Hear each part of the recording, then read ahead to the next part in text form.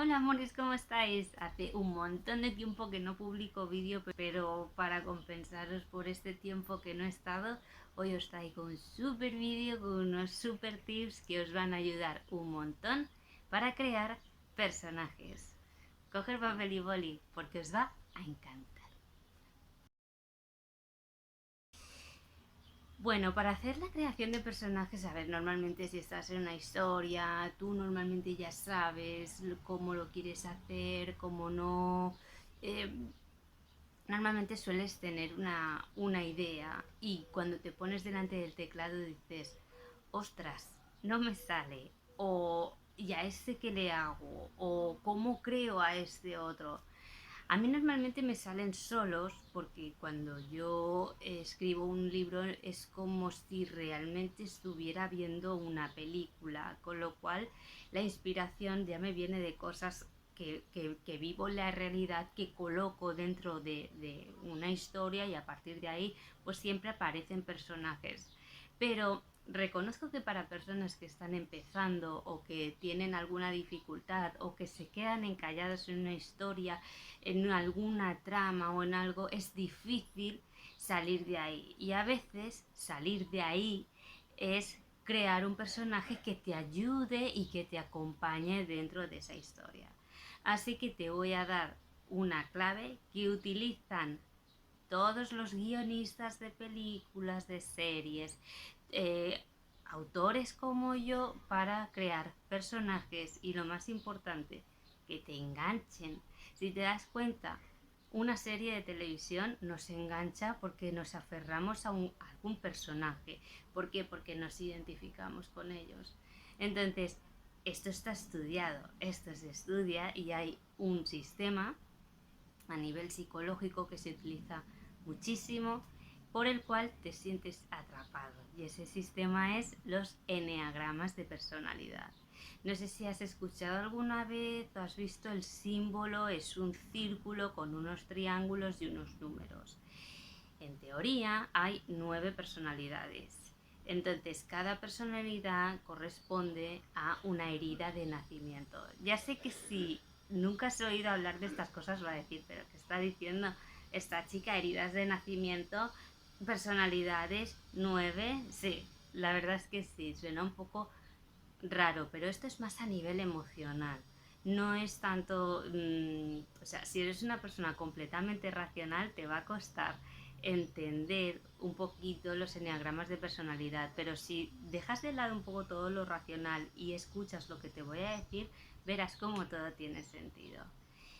Los enneagramas de personalidad, como te he dicho, vienen por heridas de nacimiento, es decir, cuando somos bebés y estamos dentro de la barriga de la mami, normalmente ese bebé está protegido, está calentito, tiene todo el alimento, la temperatura, escucha la voz de la madre, entonces ese bebé se siente completamente protegido, querido, etcétera.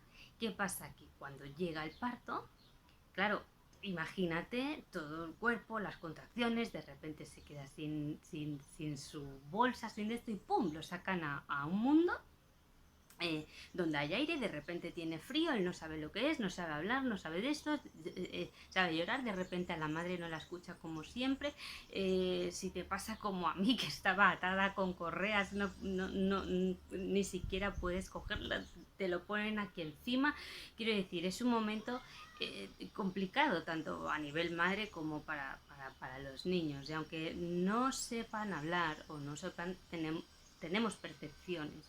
¿Vale? Entonces, esa percepción genera lo que es la primera herida de nacimiento. Si el bebé, por ejemplo, percibe falta de protección o percibe, o sea, hay diferentes percepciones, ¿vale? Que en función de los enneagramas desarrollará una personalidad u otra. ¿Qué pasa? Que esto no es solo desde bebé, o sea, el ser bebé y el nacer es un instante, ¿no? Pero ¿qué pasa? Que en la infancia es donde se va, este niño o niña es donde va percibiendo esas emociones a las que no sabe poner palabras y reacciona y se crea esa personalidad. Entonces, en función de lo que ese niño percibe, desarrollará una personalidad de un eneagrama o otro.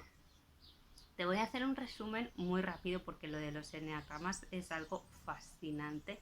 Podría estar hablando horas de los eneagramas de personalidad y es algo que no es complicado, pero sí que en un vídeo de YouTube para enseñártelo rápidamente, para ayudarte a crear personajes, no te puedo hacer un desarrollo de 3 horas porque si no te aburrirías. Así que te voy a hacer un pequeño split de pequeños tips de cada una de las personalidades para que te lo apuntes. Si quieres buscas más información, hay muchísima información sobre los enneagramas de personalidad, porque como te digo es una herramienta que utilizan psicólogos, psicólogos holísticos, etcétera. Lo de los personajes quiere decir que es algo que vas a encontrar información enseguida, ¿vale? Entonces te voy a hacer un pequeño resumen. Como te he dicho antes, son 9 personalidades. Entonces la primera es el grupo de los unos. Los unos, maravillosos unos, son unas personas que son muy autoritarias. O sea, son personas que ellos siempre tienen la razón por todo, lo que ellos dicen va a misa, típicos que lo saben todo, te sientas en una conversación con ellos y no puedes conversar porque absolutamente todo lo que tú dices lo rebaten y ellos tienen la razón, entonces es imposible mantener una conversación con ellos. Los típicos que van al médico porque tienen alguna dolencia y el médico les dice, bueno, pues tienes que tomar esto y ellos no, ellos les van a decir que no, no es recetar eso porque el doctor no sabe lo que tiene, que en vez de, yo qué sé, ibuprofeno me tienes que recetar, yo qué sé, nolotil, no tengo ni idea de medicinas, ¿vale? Pero son los que normalmente eh, ellos saben más que nadie, entonces desarrollan esta personalidad autoritaria, tajante, etcétera. ¿Por qué esto? ¿Cuál es la herida, ¿no?, que tienen? Bueno, pues estos son niños que cuando han sido pequeños no les han dado ni voz ni voto. Es decir, típicos padres que vienen el niño con, yo qué sé, cualquier historia de los que tienen los niños, ¿no? Ay, niño, cállate, que tú no sabes. Ay, no, no, esto no es así, ¿no? Los típicos de, dices algo y está bien, pero no, esto realmente es así. Entonces, estos típicos padres correctos, no padres, no solo los padres, también, normalmente suelen ser figuras de autoridad, padres, profesores, etcétera. Si tú a un niño lo vas coartando constantemente y no le dejas expresarse y no le dejas crecer, aunque lo que esté diciendo sea una chorrada, posiblemente este niño, la herida de el no sentirse escuchado, comprendido, etcétera, la desarrolle con una personalidad 1. Entonces, al final acabará siendo imponiendo su criterio. Bueno, seguro que algún uno tienes en tu vida. Todos tenemos unos en nuestra vida, ¿vale? Luego tenemos la personalidad número 2, el eneagrama número 2. El eneagrama número 2 es un mendigo de amor. No, son personas típicas, yo que sé, de que vas a su casa a comer y te hago un cafetito, no, un té, ¿quieres un yogur? No, una rajita de sandía. Personas, yo que sé, que estás en el hospital y se van contigo una semana al hospital, ¿vale? Los típicos son muy serviciales, muy cuidadores, muy de esto. Tú dirás, me suena que tengo un 2, pero, jolín, es muy servicial, pero se enfadan. Sí, los 2 se enfadan, claro que se enfadan y se lo apuntan todo. Y pobre de ti que no te acuerdes de que ellos te ayudaron en una mudanza y que ahora a ellos les gotea un grifo y tú no vayas a arreglarles el grifo, porque ellos están a ayudar. Sí se enfadan, pero son muy... Ellos dan, son generosidad. ¿Cuál es la herida de nacimiento de un 2? Son niños que han sentido falta de amor, falta de afecto.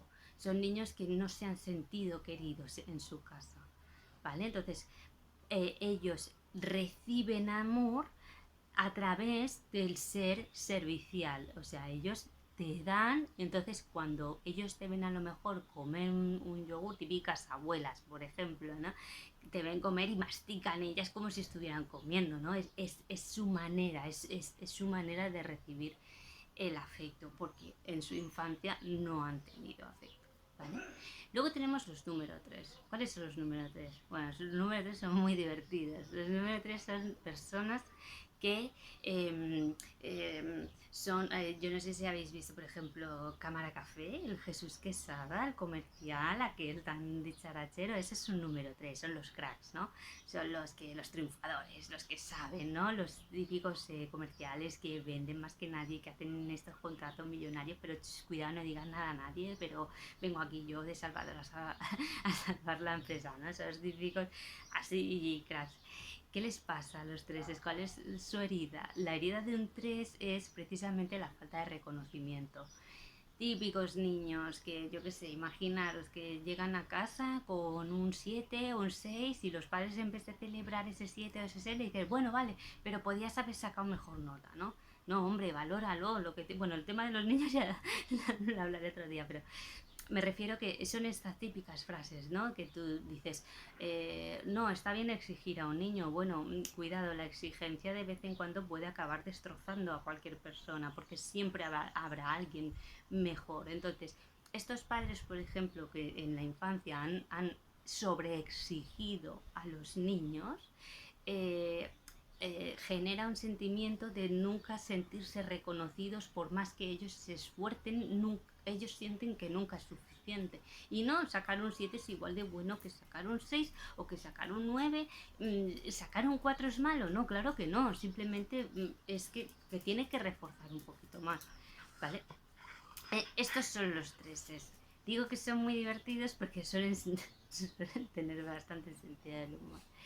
Luego tenemos los cuatro. ¿Qué son los cuatro? Bueno, los cuatro son los típicos bohemios, los típicos artistas, los que generan esas obras de arte desde la tristeza, desde la nostalgia, ¿no? Los cuatro van al club de los poetas muertos, ¿no? No los verás en el Pacha Ibiza pasándoselo bien. Son estos que beben, yo que sé, absenta, ¿vale? O sea, son estos bueno, que típicas personas que, yo qué sé, en la noche, los góticos, toda esta gente, ¿no?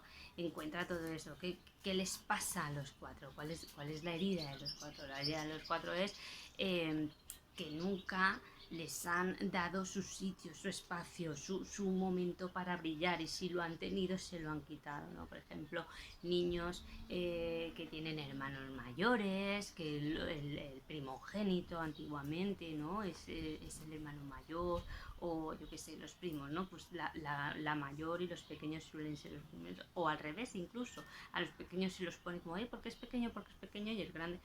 Quiero decir, son niños frutos de comparaciones, cosas así. Entonces ellos se refugian en sí mismos, tienen una gran vida interior realmente. Entonces todo ese refugio, eso les hace ser introvertidos, y esa pena que sienten, luego son grandes artistas. Es lo bueno que tienen los cuatro. Eh, Vamos con los cinco. ¿Qué son los cinco? Los cinco para mí son las típicas ratas de biblioteca. Esos niños que no sé, que están siempre focalizados en los libros, estudiando, no los molestes, solo pueden hacer una cosa, ¿no? Son muy mecánicos realmente. O sea, yo qué sé, imagínate, es una persona, ¿no?, que le gusta la escalada, ¿no? Pues se va a leer el cómo escalar primer tomo, segundo tomo, tercer tomo, como lo que tengo que comprar, lo que no, yo qué sé, el mosquetón, a qué altura, todo el rollo, pero nunca va a llegar a la montaña y ponerse a escalar. Seguramente esa persona escribirá un libro de cómo escalar, pero nunca habrá escalado una montaña. Entonces, son niños que se abstraen en todo lo que es el conocimiento, pero nunca experimentan, o sea, no saltan a la pista de baile, no tienen esa experiencia. ¿Qué son? ¿De dónde vienen estos cinco? Estos cinco vienen de los típicos padres castradores. No hagas, no digas, yo qué sé, en la playa muchas veces, ¿no? Han comido, no, 2 horas de digestión. Bueno, vamos a ver. Que no te caigas, que no te manches, y que no de esto. Entonces son padres coartadores realmente de experiencias. Entonces, claro, el niño va creciendo dentro de un coartamiento continuo en el que no le dejan ser realmente. Entonces es un niño que nunca va a saltar la pista de baile, va a saber perfectamente cómo hacerlo, pero claro, lleva los pantalones adecuados, me explico, o sea, Es la típica persona que le falta experimentar precisamente por estos padres castradores, que los padres no lo hacen aposta, esto también lo tengo que aclarar, o sea, los padres pecan a veces de protegerlos, ¿no? De esto, pero bueno, también hay que hacer un ejercicio con los padres, porque los padres también tienen otro enneagrama de personalidad, ¿vale? Vamos por los 5, vamos por los 6. ¿Quiénes son los 6? Los 6 son los inseguros, los que lo preguntan todo. Todo, absolutamente todo. Ellos van a, yo que sé, al Carrefour y quieren comprar, yo que sé, una tele, y al chico de las teles le van a hacer 50.000 preguntas. Pero luego van a, yo que sé, a comprar cualquier otra cosa y le van a hacer 50.000 preguntas más. Es como estar viviendo en un pasapalabra continuo. Todo es un problema, todo es un dilema, todo es una inseguridad constante. Entonces, viven en un constante sin sentido, sin saber, no saben. Entonces, ¿y cuál es la idea de nacimiento del 6 realmente? Pues padres que han hecho dudar constantemente a los niños, que los han hecho dependientes de esas preguntas de ¿y vamos a ir al parque? No lo sé. Y vamos a hacer esto, no el 4. Entonces, claro, son niños que están constantemente a la expectativa de que les digan. Estos de mayores suelen hacer el benching. No sé si habéis oído hablar del benching. El benching es una técnica de manipulación. Un 6, si no está controlado, mañana puede llegar a ser un gran manipulador. Pero bueno, esto ya es otro tema. Vamos con los 7. Los 7 son el alma de la fiesta. Los que van con comparsa a todos lados, es el divertido, el guay, el que de esto típico que la novia le hace una cena romántica y él aparece con toda la cuadrilla, ¿eh? Porque ¿para qué van a cenar solos pudiendo compartir con todo el mundo? Esos son los, esos son los 7. Los 7, ¿qué les pasa? ¿Cuál es la herida de nacimiento? Tienen muchísimo miedo a la soledad. Son niños que no les han dejado experimentar con su soledad, que es imposible para ellos estar solos. No saben hacer tampoco introspección, escucharse a sí mismos, estarse con sí mismos. Necesitan constantemente estar con gente rodeados porque tienen un gran vacío interior. Estos niños son, o sea, estas personalidades son carne de cañón de adicciones y un largo etcétera, ¿no? Entonces, herida realmente no dejar que tengan esa vida interior esos niños que no saben estar solos consigo mismos, ¿vale? Vamos a los 8. Yo soy un 8. Los 8 somos, y me incluyo, personas muy protectoras. O sea, somos personas que no sabes si a veces si nos tienen miedo, si nos tienen respeto. Es cierto que de cara a la sociedad siempre nos cuesta mucho abrirnos a los demás, pero sí que es cierto que cuando una vez te abres y una vez te conocen, tienes amigos para toda la vida. O sea, no somos herméticos, digamos. Lo bueno es que somos grandes cuidadores, es decir, cuando alguien entra en nuestro círculo, lo protegemos y lo cuidamos. ¿Cuál es nuestra herida? La falta de protección. Desde pequeños nos hemos sentido desprotegidos.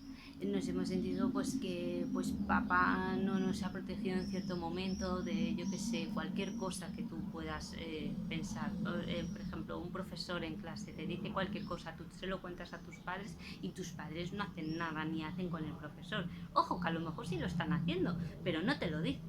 Entonces, como tú de niño tienes la percepción de que ellos no hacen nada, esa herida crece. Entonces, al final luego se sana, pero tu personalidad ya la tienes protectora, y es muy difícil cambiarla. Puedes evolucionar, pero cambiar no nos van a cambiar a los 8, que somos muchos. Y por último vamos a los 9. Los 9 son los kumbaya, son los que toleran bien. Le explicas una desgracia y es maravilloso, le explicas algo bueno y es maravilloso. Y ay, pues ahora me ha pasado esto, pues muy bien. Y ahora voy a hacer esto otro, pues muy bien también. Son los típicos que todo les va bien, que no tienen problemas con nadie, que se van adaptando, son bastante camaleónicos. Entonces también se enfadan los 9. También se enfadan los 9, pero es otro tipo de personalidad, son mucho más tranquilos, ellos van por la vida y la vida pasa por ellos, o sea, que decir, son un enneagrama muy peculiar. Muy peculiar. Bueno, y hasta aquí, esto es un resumen express.